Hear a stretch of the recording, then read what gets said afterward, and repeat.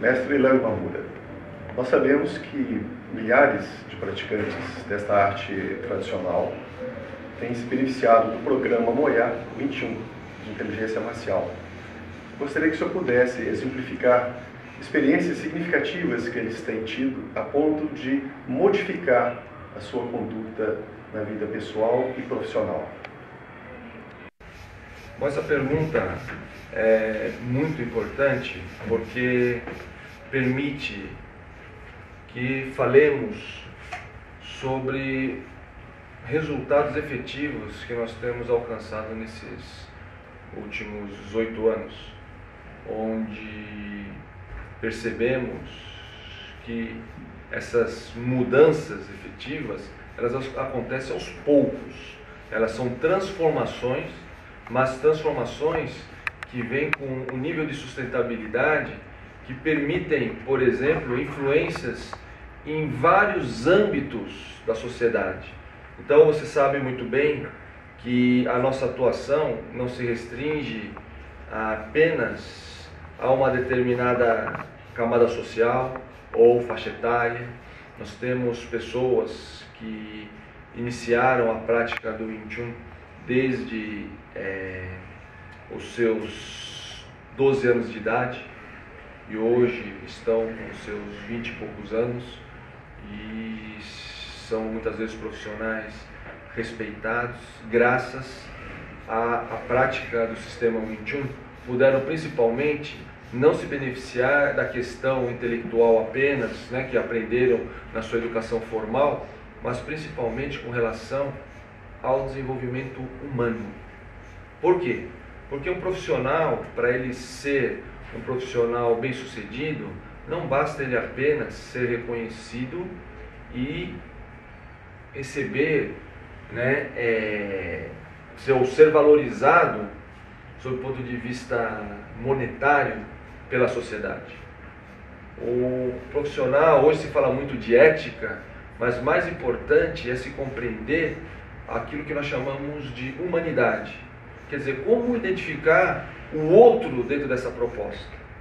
Então nós temos vários alunos, por exemplo, que atuam na área médica, que é uma área tão delicada, e como que uma pessoa ela tem condição não só de enxergar o seu paciente, que é uma palavra que eu tenho minhas dúvidas se representa bem o papel dessa pessoa, mas de qualquer forma enxergá-lo como ser humano. O que significa enxergar como ser humano? Enxergar como é difícil muitas vezes você estar numa situação de fragilidade, onde uma palavra sua, como médico, pode afetá-lo emocionalmente, ou dar expectativas de vida e assim por diante.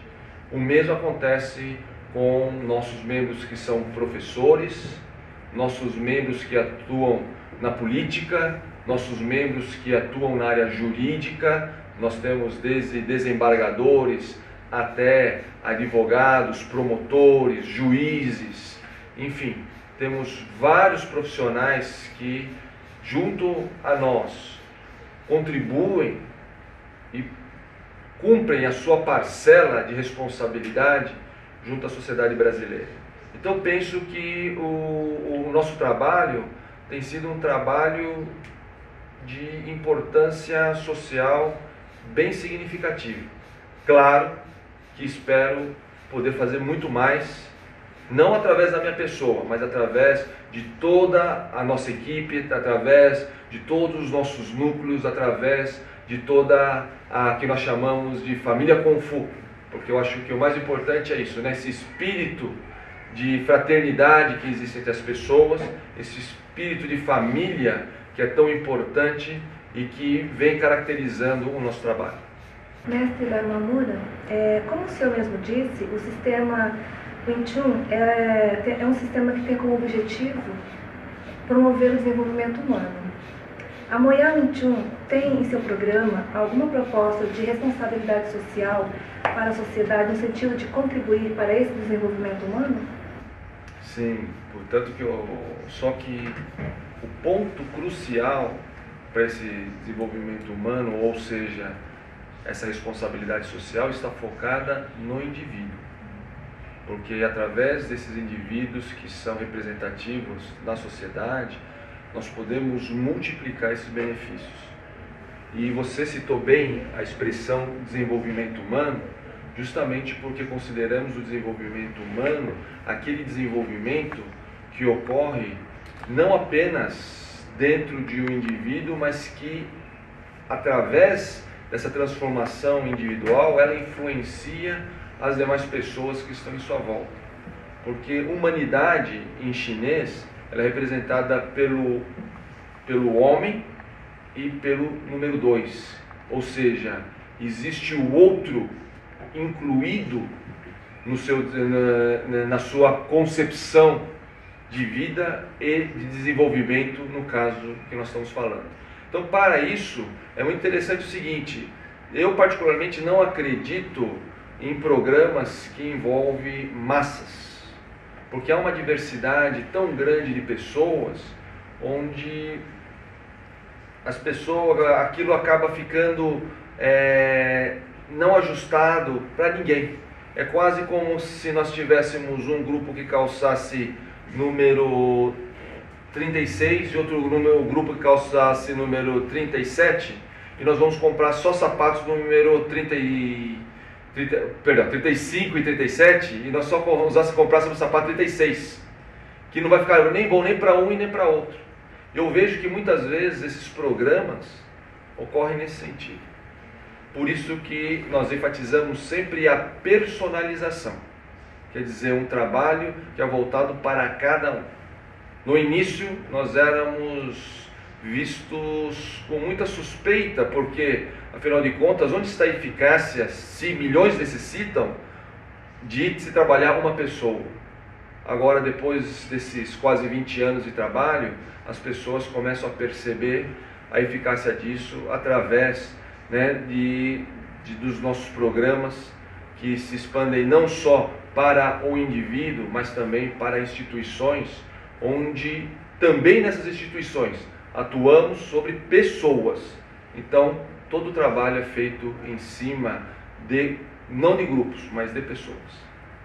Mestre Hilário Mamura, anteriormente o senhor respondeu uma pergunta do mestre Nathaniel Rosa sobre a questão da repetição de movimentos dentro do sistema Wing Chun.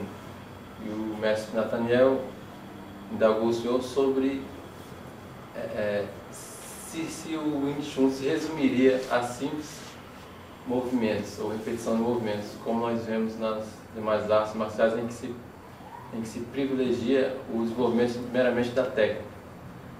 Eu gostaria de saber do senhor como o senhor enxerga dentro do próprio sistema Wing Chun essa questão da repetição de movimentos quanto aos níveis que nós desenvolvemos dentro do sistema, nível simultâneo, Shankyu e Biu-Ji, em que nós somos levados ou somos treinados dentro do sistema a repetir movimentos. De que forma o senhor vê a transcendência desses movimentos para não ficarem adstritos a um mero exercício físico de repetição de movimentos? Essa pergunta, ela é uma pergunta bem profunda, porque quando nós estamos fazendo os movimentos, o grande desafio é justamente identificar as diferenças. Eu não sei sobre outras artes marciais, mas eu posso falar sobre o sistema Wing Chun, que quando você realiza uma prática individual, como o Sunim Pao, onde é uma sequência de movimentos, o mais importante é você identificar em cada momento qual é a diferença da vez que você fez anteriormente. Por quê? Porque você não é a mesma pessoa quando você está fazendo cada movimento. E a sua compreensão relativa à sequência, por isso que você vê que é uma sequência estruturada, né?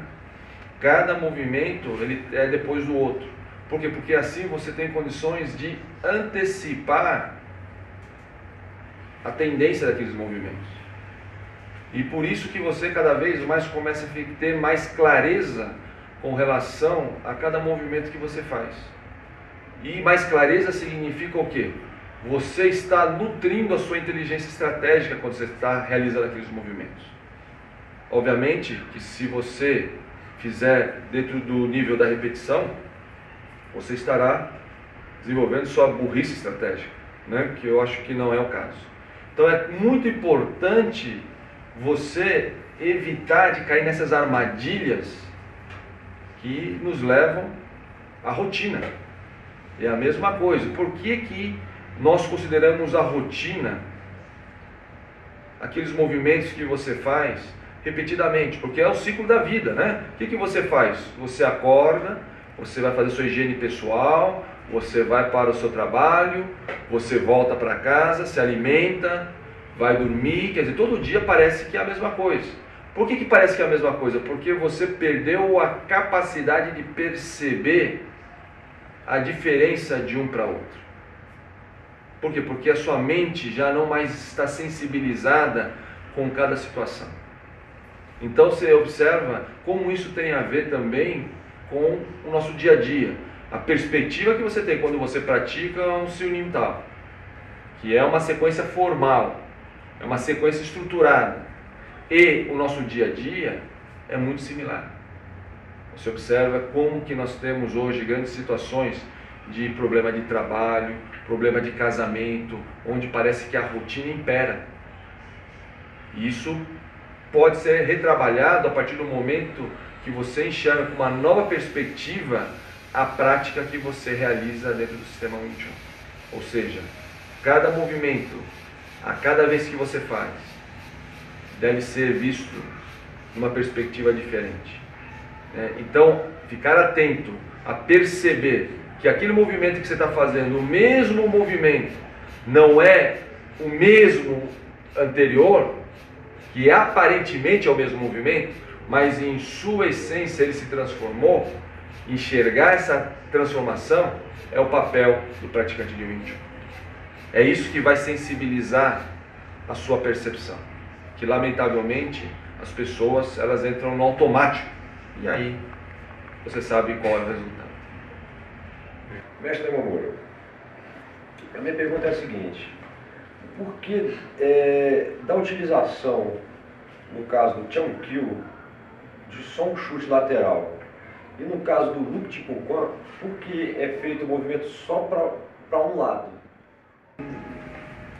Não vejo a necessidade de sempre trabalharmos a simetria dentro de qualquer nível do sistema Wing Chun. Se você observar, a simetria ela é muito mais fruto, né, da artificialidade do que da naturalidade. Na natureza você não vai encontrar nada simétrico.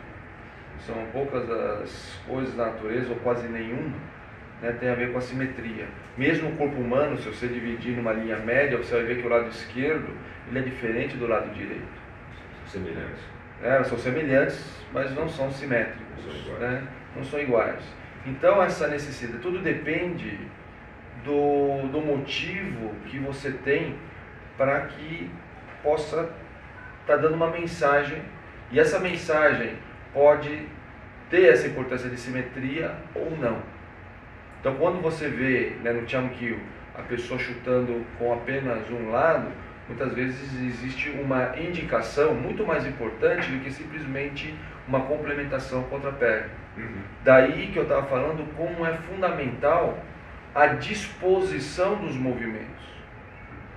Por isso que nós chamamos de dispositivos. Os dispositivos são elementos cuja operacionalidade depende da disposição.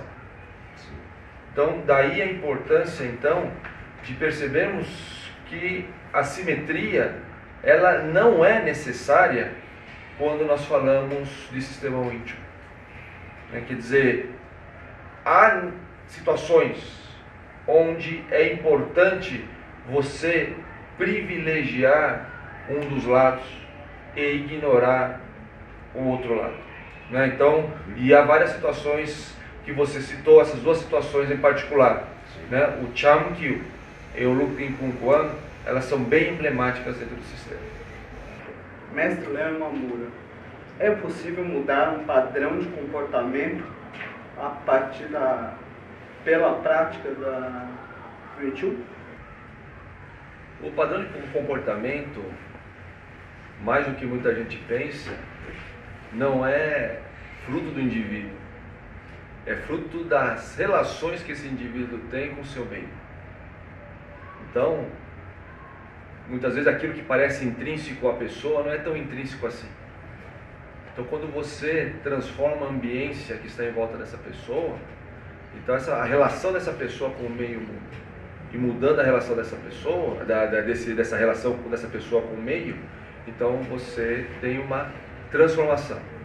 Essa transformação não é uma transformação linear e visível, ela vai muito sutil e ela tem várias ondinhas que podem oscilar conforme uma coisa ou outra. Por isso que é tão importante o monitoramento, o acompanhamento, para que a gente possa perceber o caminho que está sendo seguido por essa pessoa. Por isso que eu insisto na transformação individual, pessoal, não do grupo, da massa, porque é muito difícil você monitorar, massas. Mestre Léo Mamura, retomando o assunto de pouco antes atrás, falando sobre o poder da ausência, eu não conheço nem metade dos núcleos da Moya Wing Chun no Brasil, na Argentina, mas eu já conheci alguns, e nos que eu conheci eu reparei que geralmente o diretor responsável pelo núcleo não treina com os alunos, Assim, esse seria uma espécie de ausência poderosa também, agiria nesse mesmo sentido. E eu gostaria de perguntar também se entre os mestres mais graduados, se existem ciclos de treinamento entre os mestres do qual os discípulos menos graduados não participam, ou se também esse princípio de uma ausência poderosa poderia operar também, talvez nesse sentido de você alcançar um certo grau e se tornar desnecessária a prática constante. Nós temos que aqui rever alguns pontos importantes. Primeiro, a questão da prática constante. A prática constante, ela advém não de uma prática física, mas de uma prática da inteligência estratégica em cada momento do seu dia a dia. Então, por exemplo, qualquer praticante deve ser desafiado a exercer a inteligência estratégica 24 horas por dia, não só quando está vivenciando a experiência significativa. Aliás, a prática que nós desenvolvemos dentro dos nossos centros, que nós chamamos de núcleos licenciados, são núcleos que vão permitir o espaço para que você tenha uma experiência significativa que alavanque você estender para a conduta todas as questões que envolvam a inteligência estratégica. Esse é um ponto. Segundo ponto, por que não é aconselhável um diretor de núcleo, que geralmente é um mestre qualificado pela Moya Wing Chun Martial Intelligence, praticar com os alunos? Por quê? Porque é importante que cada membro tenha o seu próprio exemplo. Ele copiar ou imitar o exemplo alheio, muitas vezes é extremamente frustrante para a pessoa. E mesmo porque não faz sentido nenhum, porque são realidades diferentes, momentos diferentes, biotipos diferentes, experiências diferentes, mas há uma tendência de se copiar. Então se perde muito mais do que se ganha quando você pratica com uma pessoa que tem uma influência tão grande como um diretor de núcleo. Então a melhor coisa a se fazer é justamente praticar, quer dizer, o diretor de núcleo ele vai estar presente, vai estar mobilizando você, assim como todos o corpo de tutores de cada núcleo, mas sem necessariamente praticar com você. Mesmo porque o programa de prática, de capacitação, de treinamento desse diretor de núcleo prossegue ainda, porque ele continua a ser um praticante. Então ele tem que fazer a sua prática com seus pares, com pessoas do seu nível. Né? Como você falou, práticas que envolvam apenas pessoas, assim como você pratica com pessoas do seu nível, e assim sucessivamente.